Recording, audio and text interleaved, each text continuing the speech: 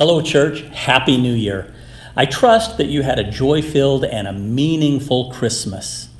Now, as we set our sights towards 2021 and we say goodbye to 2020 and good riddance, there are a couple things that I want to make sure that you know about.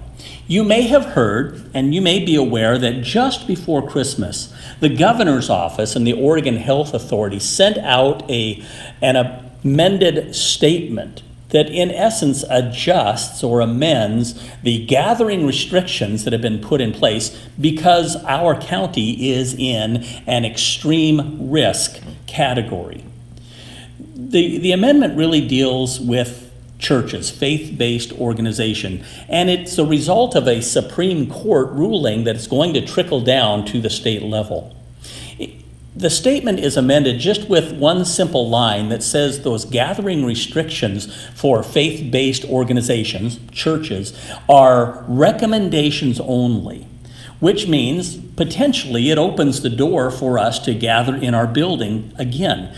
But before you get too excited about that, I want to let you know that we are going to take our time in thinking through this.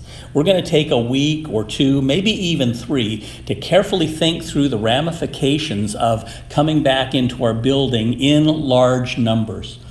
Obviously, first and foremost, our concern is for the safety and well-being of our church family. At the same time, we want to consider what those actions would mean to the reputation of our church, but even more importantly, to the reputation of Christ as we gather together again. So we're going to consider that and take our time to think through all of that, and we'll let you know when that is going to take place.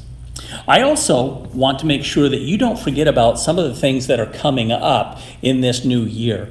As we are waiting and deciding when it's safe for us to meet in our building, we're going to press ahead with our small group gatherings. So I want you to make sure that you keep these on your radar and on your calendar. So we've got women's Bible studies meeting on Monday evening and Tuesday morning.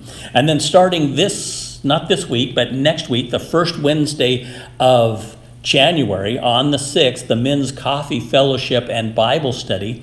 We're going to meet here Wednesday mornings at 9 o'clock and just enjoy coffee and the Word together, and it doesn't get any better than that.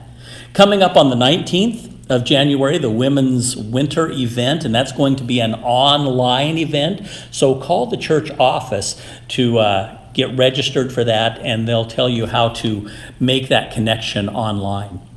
And then I want you to know about the sermon series that we have planned starting this week. We're going to spend about 6 weeks looking at the Psalms and selected Psalms, and we're calling this series Something Positive in a World of Negative, as we just focus on the goodness of God and His ability to hold us in His hand. This week, we're going to be looking at Psalm 33. And so I encourage you to read that at least once before Sunday as we launch into that sermon series, Something Positive in a World of Negative. And then, church, I want to leave you with this thought. As we turn our attention to 2021, we do that having our eyes fixed on Jesus. And as we have our eyes fixed on Jesus, we want to look with anticipation concerning what He's going to do for us.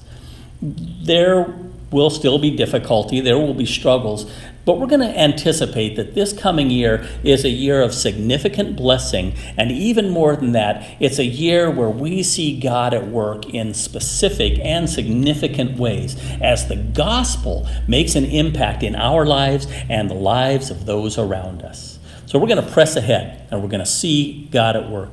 Church, I love you. I trust that this next year is going to be a better year for us, but we're going to see God do amazing things. We'll be in touch when we're going to be back in the building together, so make sure that you stay connected.